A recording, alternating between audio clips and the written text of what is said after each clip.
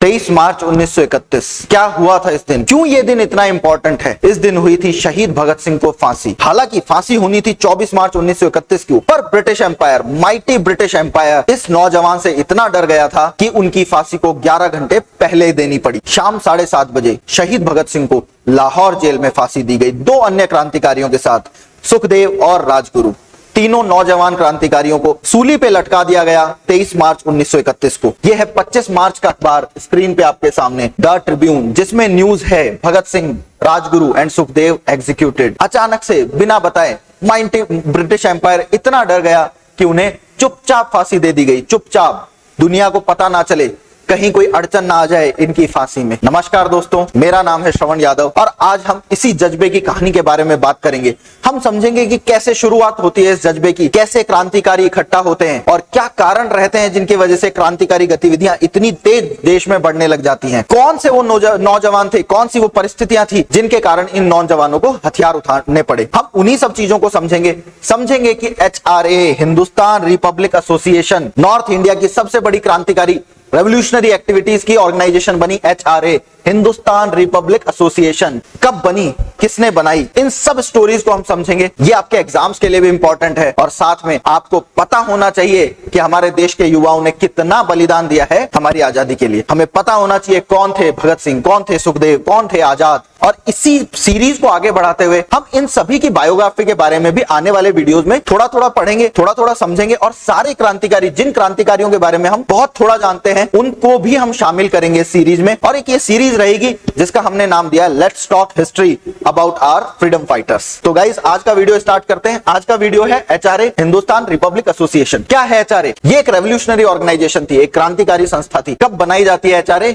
HRA बनती है 1924 में। कौन बनाता है? राम प्रसाद बिस्मिल, सचेंद्र नाथ सान्याल और जोगेश चंद्र चटर्जी। ये 3 क्रांतिकारी होते हैं जो इस ऑर्गेनाइजेशन की नींव रखते हैं, जो शुरुआत करते हैं। कहां बनाई जाती है? सबसे पहले कानपुर में, यूपी में कानपुर में इस ऑर्गेनाइजेशन को स्टार्ट किया जाता है, जिसमें राम प्रसाद बिस्मिल इसका कॉन्स्टिट्यूशन लिखते हैं कि कैसे कैसे HRA वर्क करेगी। और HRA का ही बाद में नाम HRA है, हिंदुस्तान रिपब्लिकन एसोसिएशन, और बाद में इसका नाम बदल के कर दिया जाएगा हिंदुस्तान सोशलिस्ट रिपब्लिक एसोसिएशन। क्यों बदलेंगे अभी हम जानेंगे उसको भी। तो इसका थोड़ा बैकग्राउंड जान लेते हैं, क्या जरूरत पड़ गई ऑर्गेनाइजेशन बनाने की। देखिए, क्रांतिकारी एक्टिविटीज पहले भी हो रही है, रेवोल्यूशनरी एक्टिविटीज पहले भी हो रही है 1924 से पहले, ऑफ कोर्स।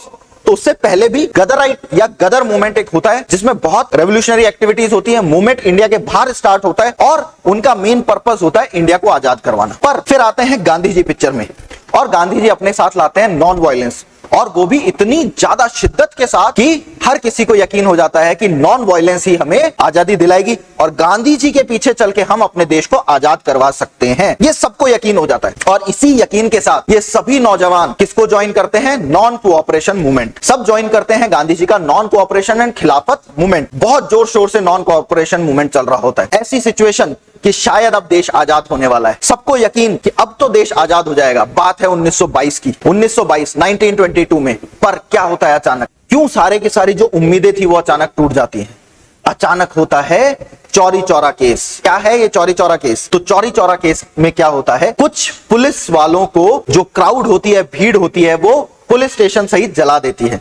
होता क्या है, चौरी चौरा में एक प्रोसेशन चल रहा होता है, एक प्रोटेस्ट हो रहा होता है नॉन कोऑपरेशन मूवमेंट का, ऑफ कोर्स। तो भीड़ पर अटैक करती है पुलिस। अब पुलिस की जो अटैक है, पुलिस का जो लाठीचार्ज है, उससे भीड़ परेशान होकर वापस पुलिस पर अटैक कर देती है। पुलिस छिपती है जाके पुलिस थाने में और भीड़ इतने ज्यादा आक्रोशित हो जाती है कि उस पुलिस थाने को ही आग लगा देती है। और इस इंसिडेंट की वजह से गांधी जी आ जाते हैं बैकफुट पे। गांधी जी को यकीन ही नहीं होता, उनके हिसाब से पूरा देश डिसिप्लिन था, नॉन वायलेंस सबके दिमाग पर चढ़ा हुआ था, ऐसी एक्टिविटी तो हो ही नहीं सकती थी। और गांधी जी डर की वजह से, गांधी जी इस यकीन को खोने की वजह से कि ये डिसिप्लिन टूटने का मतलब क्या है, इसका मतलब है माइटी ब्रिटिश एम्पायर इसे एक्सक्यूज बनाकर, इसे बहाना बनाकर भारत की जो मासूम जनता है उस पर आक्रोशित होकर उस पर अटैक कर सकता है। उनको एक एक्सक्यूज मिल जाएगा लोगों को मारने का, लोगों को जेल में डालने का। और नॉन वायलेंस की जो उनकी फिलॉसफी थी, जो वो हमेशा से प्रीच करते आ रहे थे, अगर वो इस इंसिडेंट के बाद अपने नॉन कोऑपरेशन मूवमेंट को वापस नहीं लेते तो वो फिलॉसफी कहीं ना कहीं क्वेश्चन में आ जाती और देश में पता नहीं कितने लोग मारे जाते।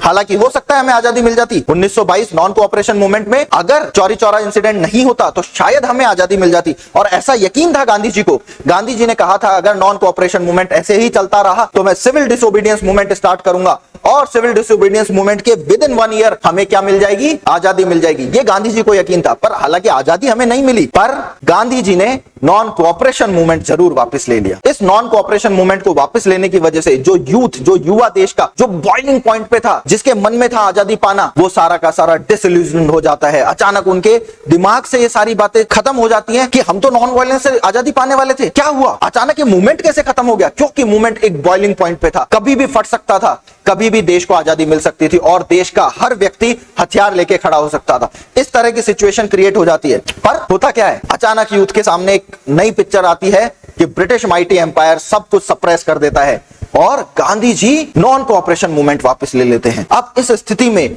डिसइल्यूजन की स्थिति में, उन्हें कुछ समझ नहीं आ रहा अब हम क्या करें। ना हमारे पास नॉन कोऑपरेशन मूवमेंट है, ना हमारी रेवोल्यूशनरी एक्टिविटीज हम कर पा रहे हैं। इस बैकग्राउंड में स्टार्ट होती है HRA, हिंदुस्तान रिपब्लिकन एसोसिएशन। और दूसरा कारण क्या होता है, हिंदुस्तान का यूथ जो है वो वर्ल्ड में हो रहे रेवोल्यूशन के बारे में पढ़ रहा होता है। Russian revolution, Irish revolution, Japanese revolution, even French revolution. और वो जान रहा होता है कैसे वायलेंस की वजह से, कैसे नॉर्मल लोगों ने जब हथियार उठाया तो माइटी एम्पायर्स को, माइटी मोनार्क्स को, बड़े बड़े राजाओं को भी तख्ता पलट करके रख दिया। इसी उम्मीद के साथ देश का युवा क्या उठा लेता है, हथियार अपने हाथ में। और जो जोश में भरे हुए युवा थे, जो चाहते थे इस देश को आजाद करवाना, इस देश के लिए जीना और मर जाना, वो सारे युवा क्या करते हैं, हथियार उठा लेते हैं। और इन्हीं परिस्थितियों में जन्म होता है भगत सिंह जैसे महानायक का, चंद्रशेखर आजाद जैसे महानायक का, जो इस मूवमेंट को और आगे बढ़ाते हैं। फॉर्मेशन के बाद वो सीखते हैं बॉम्ब मेकिंग, हथियार चलाना, और धीरे धीरे उम्मीद ये रखते हैं कि हम इन हथियारों से क्या लाएंगे, रेवोल्यूशन लाएंगे। जब हर इंसान के हाथ में हथियार होगा, जब सामान्य जनता के हाथ में गन होगी, तो वो पावरफुल फील करेंगे और ये जो माइटी ब्रिटिश एम्पायर है, इसे हम देश से बाहर निकाल देंगे और हम पूर्ण स्वराज्य, कंप्लीट इंडिपेंडेंस हासिल कर सकेंगे। और इन्हीं सिचुएशंस के साथ, इन्हीं उम्मीदों के साथ स्टार्ट होता है मैनिफेस्टो। लिखा जाता है मैनिफेस्टो ऑफ HRA, जिसका नाम दिया जाता है, जिसका टाइटल दिया जाता है रेवोल्यूशनरी, और कॉल आउट किया जाता है इंडियन यूथ को टू ज्वाइन दिस रेवोल्यूशन। इस ऑर्गेनाइजेशन के मेन लीडर्स कौन थे, मेन मेंबर्स कौन थे? सचेंद्र नाथ सान्याल, राम प्रसाद बिस्मिल, भगत सिंह, आजाद, सुखदेव, राजगुरु, हम सब ने इनके नाम सुना है। और ये सारे के सारे इस देश के लिए कुर्बान हो जाते हैं। एकमात्र इंसान होता है चंद्रशेखर आजाद, जिसे कभी भी ब्रिटिशर्स पकड़ नहीं पाते, जेल में नहीं डाल पाते। हम सब ने उनकी कहानी सुनी है कि कैसे उनके पास आखिरी गोली बची होती है गन में और वो खुद को गोली मार लेते हैं ब्रिटिशर्स के, पुलिस वालों के पकड़े जाने से पहले। अब क्या क्या एक्टिविटीज करती है ये ऑर्गेनाइजेशन, ये तो हमने बैकग्राउंड सुन लिया, ये हमने कहानी सुन ली। ये ऑर्गेनाइजेशन क्या क्या एक्टिविटी करती है, क्या क्या होता है इस ऑर्गेनाइजेशन का। सबसे मेजर एक्टिविटी क्या होता है, काकोरी कॉन्स्पिरेसी। क्या है ये काकोरी कॉन्स्पिरेसी? कुछ नहीं, बहुत बड़ी बात नहीं है। क्या हुआ, HRA के मेंबर डिसाइड करते हैं कि हमें पैसों की जरूरत है, और पैसों की जरूरत है, कहां से पैसा आएगा? तो वो डिसाइड करते हैं काकोरी, लखनऊ में एक जगह है, वहां पर 9 अगस्त 1925 को ट्रेन को लूटा जाएगा। और ट्रेन क्या लेकर जा रही होती है, ऑफिशियल पैसा, सरकारी धन, सरकारी खजाना लेकर जा रही होती है। तो उसे लूटा जाता है 9 अगस्त 1925 काकोरी में। उसी केस में बिस्मिल, अशफाक उल्लाह खान, राजेंद्र लहरी एंड ठाकुर रोशन सिंह को गिरफ्तार कर लिया जाता है लेटर ऑन। और सिर्फ चंद्रशेखर आजाद जो बचकर निकल जाते हैं, उनके अलावा इन चारों को सजाए मौत दी जाती है, फांसी की सजा दी जाती है और उन्हें लटका दिया जाता है फांसी पर 1927 में। चंद्रशेखर आजाद जो इसमें इन्वॉल्व थे, हालांकि वो बच के भाग निकलते हैं, अरेस्ट नहीं कर पाते। पार्टी का नेम चेंज कर दिया जाता है इसके बाद। क्यों? क्योंकि ब्रिटिश जो है बहुत ज्यादा सप्रेस करने लग जाते हैं रेवोल्यूशनरी एक्टिविटीज को। तो पार्टी को एक सोशलिस्ट कैरेक्टर देने के लिए कि हम रेवोल्यूशनरी पार्टी नहीं है, हम क्रांतिकारी पार्टी नहीं है, हम तो एक सोशलिस्ट पार्टी है जो समाज सेवा कर रही है, जो समाज सेवा की आइडियोलॉजी, सोशलिस्ट आइडियोलॉजी से काम कर रही है। और नाम कर दिया जाता है Hindustan socialist Republican association in 1928।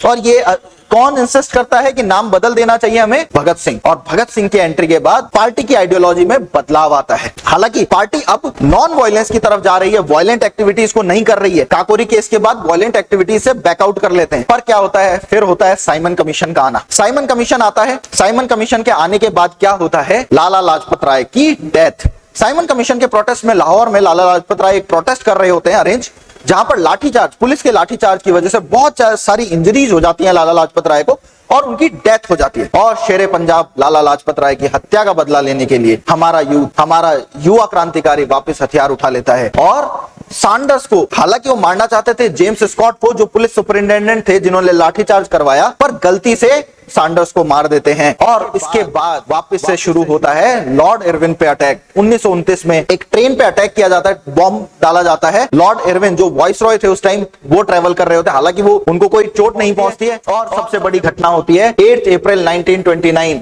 जब भगत सिंह और बटुकेश्वर दत्त पार्लियामेंट में बॉम्ब डालते हैं। लेजिस्लेटिव असेंबली दिल्ली में बॉम्ब डालते हैं। हालांकि बॉम्ब को ऐसे बनाया गया था कि वो सिर्फ आपको कुछ सेकंडों के लिए, कुछ टाइम के लिए बहरा करेगा, किसी को कोई चोट नहीं पहुंचाई जाएगी। और ये प्रूव भी होता है। ये क्यों डाला जाता है बॉम्ब लेजिस्लेटिव असेंबली में? वहां पे तो ज्यादातर इंडियंस ही थे लीडर। ये इसलिए डाला जाता है जिससे ये क्रांतिकारी, ये युवा क्रांतिकारी अपनी बात लोगों तक पहुंचा सकें। जब ये ट्रायल्स पे जाते थे तब न्यूज़पेपर आर्टिकल्स वगैरह में इनकी जो ये कहते थे, जो इनकी आइडियोलॉजी थी, वो छपती थी और देश के अंदर एक प्रचार हो रहा था।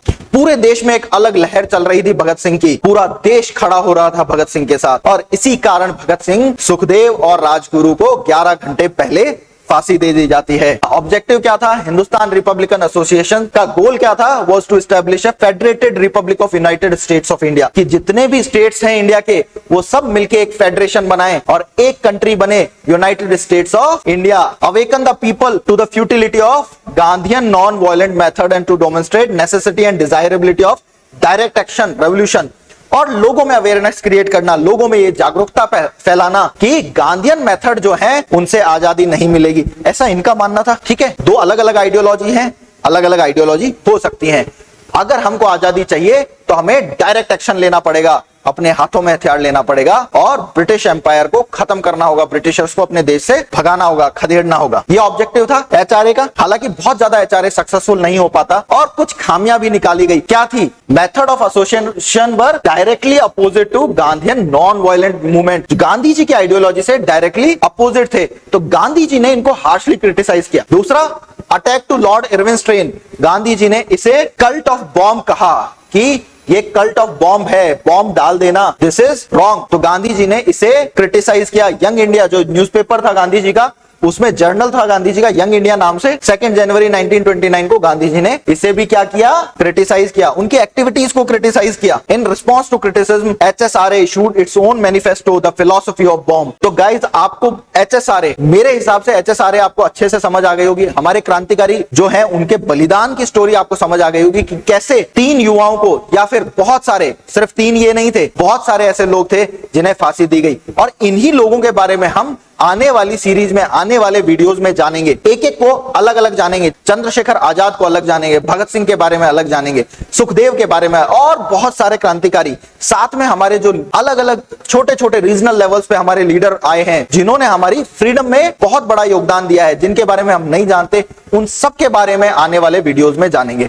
आई होप आपको वीडियो पसंद आया होगा। अगर आपको वीडियो पसंद आया तो hit the like button, share with your friends and family, और हमारे चैनल को सब्सक्राइब कीजिए। और इसी तरह के कंटेंट को पाने के लिए हमारे चैनल के नोटिफिकेशन को भी ऑन करके रखिए। साथ में अगर आप हमारी ऐप डाउनलोड करना चाहते हैं, जहां पे आपको बहुत सारा फ्री मटेरियल मिलता है, आप वो ऐप भी डाउनलोड कर सकते हैं। ये पीडीएफ भी आपको वहां अवेलेबल हो जाएगी, उसका लिंक आपको डिस्क्रिप्शन में मिल जाएगा। नमस्कार दोस्तों, धन्यवाद।